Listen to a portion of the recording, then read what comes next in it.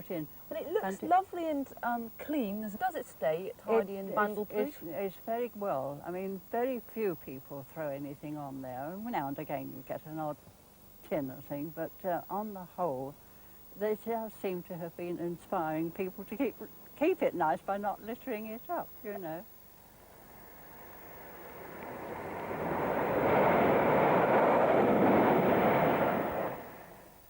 For a woman whose favourite pastime is crawling over active volcanoes in Hawaii and Sicily, studying lichens, Frances Davis has an unusual garden. Frances is a lecturer in plant physiology. That's the study of how a plant works, and only started her garden 5 years ago. But if her friends expected to see her 120 times 40-foot plot stocked with primitive plants, they must have been disappointed. For her garden is of the more conventional kind, with flowering plants and handsome foliage, and looks especially attractive early in the morning when dew and cobwebs spangle all around. Before we start looking at your garden, Frances, why do you go looking for lichens on active volcanoes?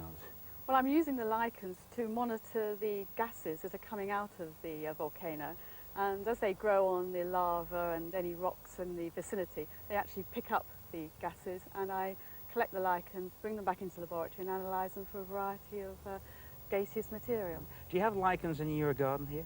Oh yes, I've got a few growing on the pond, around the pond area and on my sink gardens, right. But they do quite well here. Yeah. Well, they're a far cry from this wonderful display of grey foliage plants here. How did this start? Well, I think this has come out from my trips abroad, going into various Mediterranean areas, and I've tried to grow some of the Mediterranean plants I've seen, especially the euphorbias.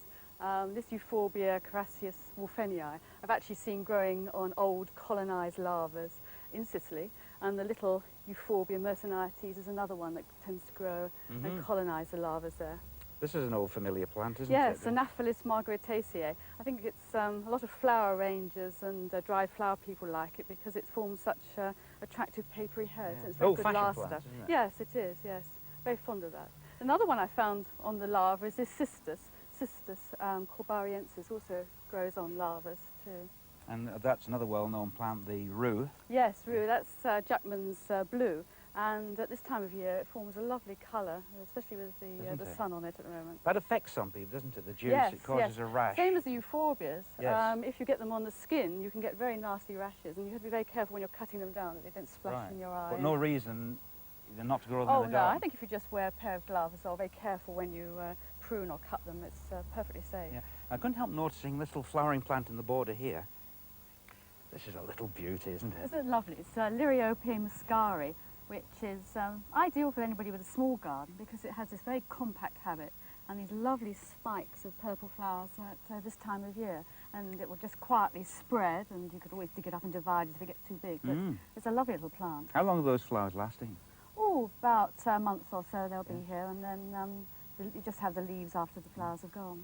And look at the beautiful arum there. Isn't that lovely? Yes, that's our Arum italicum pictum.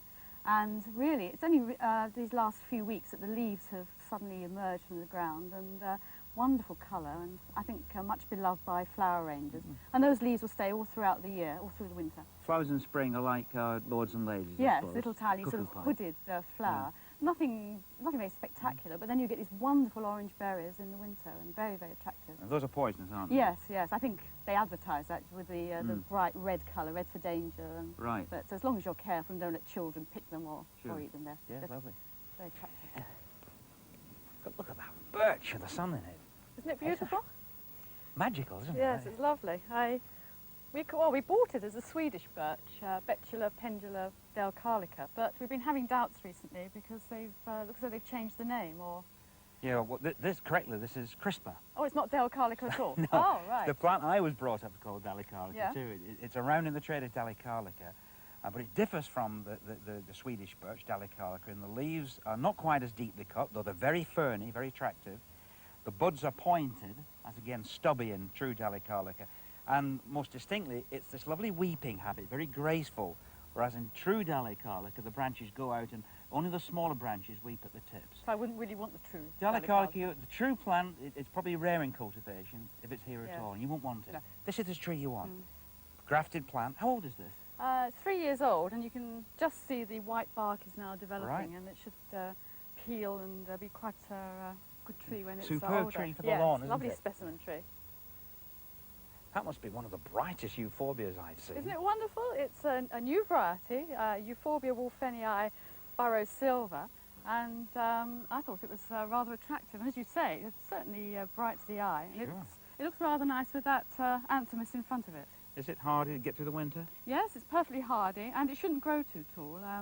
While you're here, perhaps you'd like to have a look at a problem I have with my Cotinus here. And have you got a problem? Yes. It's shrivelling up quite badly, and it's been getting worse every year. A little bit started in the first year, and now it's more than half the plant's been progressive. affected. Yes. Well, it's not uncommon with Cotinus this. It's a wilt disease. And as you say, all the leaves are shrivelling. Looks as though someone's hit them with a flamethrower, doesn't it? And also, if you cut one of these stems,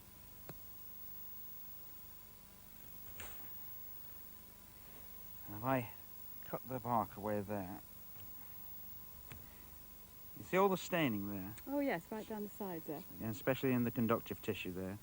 The disease blocks all those with the water conducting tissues, and the whole top of the plant, as we say, all these shoots, just shrivel up, the lack of water.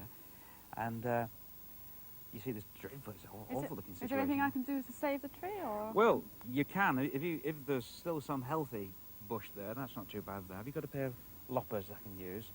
You can cut out the dead bits. Now, what I'd like to do, cut this bit here, take that away, and right down to the healthy wood, although I have to say it's not too healthy at the bottom here. I've saved something to enjoy in the next year or two, but I rather think that, as you said, that's It's not very, progressive. I don't think it's going to survive. Only a question of time before yes. that's just as we've seen there. I was wondering, would it be worth putting a purple-leaved elderberry, something Yeah. like that there? Yeah, take that out, burn everything, leaves, fallen leaves, twigs, all the roots you can get hold of, and thoroughly dig the soil, and put something quite different in it. A purple-leaved elder, fine. Oh, good. In John Petty's garden here in Welling, he's been growing mistletoe, a strange and mystical plant that's surprisingly easy to grow. Which plants have you actually grown it on? Because it's a parasite, isn't it? Yes. A lot of people think that it's very difficult to grow, but in fact I found it astonishingly easy. The most common plant it grows on is an apple in this country, but the seed came obviously from poplar trees in France because I bought it in St Albans Market one Christmas along with the mistletoe. And I squashed berries on the thin bark of the apple tree, and after about 5 years this is the result. Now this has been going for a long time, and it's, as you can see, it's got lovely berries, and later on they'll become pearly white and they're quite beautiful. Do you find it's better to put the seeds on older or younger branches? Undoubtedly it's better off on younger branches where the bark is thin and the roots or radicals of the seed can penetrate readily. Can you sow the seeds any time of year, or is there an optimum time? Oh, I think there's an optimum time because, which is January and February. There are no leaves on the trees, and you can see what you're doing, and the berries are ripe. How long before you actually get the berries? Well now, these beautiful plants here are after about 5 years. One sees a tiny little shoot in the first year, normally, and then it gradually grows larger and larger, but in my experience, it won't flower and produce seed before 3 years. On which plants has it been the most successful? Oh, undoubtedly the apple tree is the most successful, but I also have it growing on a poplar